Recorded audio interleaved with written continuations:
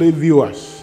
You are welcome to today's telecast of the Open Heavens Reflection, taken from the Open 7 devotional written by our Father in the Lord, the General Overseer of the Redeemed Christian Church of God, Pastor Adeboye. My name is Akintayo. I'm the pastor of the Place of Restoration, a parish of the Redeemed Christian Church of God, based in Islington, North London, United Kingdom. Our topic for today is Sons are Spirit-led. Sons are Spirit-led.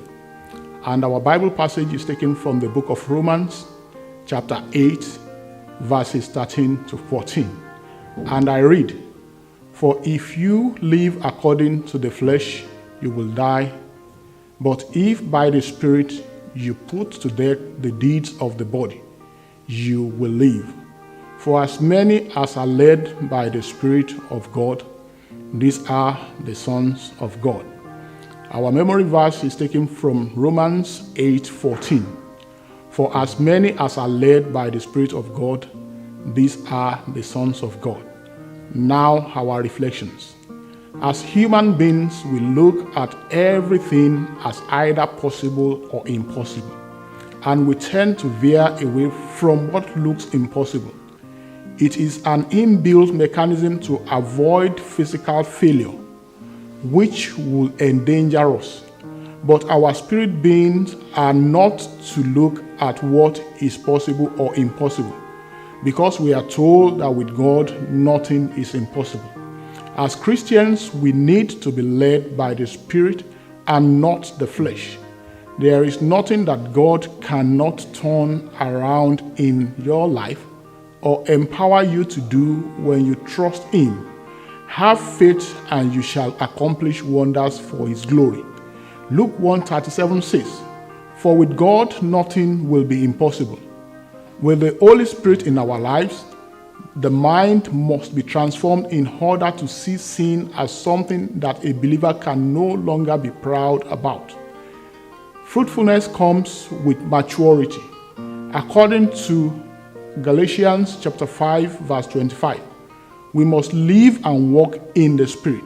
When you walk in the Spirit, you will be able to love God with the whole of your heart, as well as love others as yourself. Joy will flow naturally from your heart to others. The fruit of the Spirit will be evident in your life, and people will easily know that you are a child of God by your behavior, attitudes, and actions. That is why the writer of Romans 12:1 and 2 says, "I beseech you therefore, brethren, by the mercies of God, that you present your bodies a living sacrifice, wholly acceptable unto God, which is your reasonable service. And be not conformed to this world, but be transformed by the renewing of your mind, that ye may prove what is that good and acceptable and perfect will of God." With the Holy Spirit in our lives, the mind must be transformed in order to see sin as something that a believer can no longer be proud about. Fruitfulness comes with maturity. The outcome to everyone who is in contact with us will be the manifestation of the fruit of Spirit. You will be able to love God with the whole of your heart, as well as love others as yourself. Joy will flow naturally from your heart to others. There will be the manifestation of unusual kindness, patience, goodness, and faithfulness in your life, which will make you bring forth the sweet aroma of God in all you do. Indeed, people will know that you are a child of God in heaven and will give glory to Him. Our prayer points. Father, give me ears that hear your Spirit, and give me hearts that follows His leading. I pray that the Lord will give us all ears that hear the Spirit of God, and will give us the heart that follows His leading. Thank you for watching. Until I see you next time, God bless you.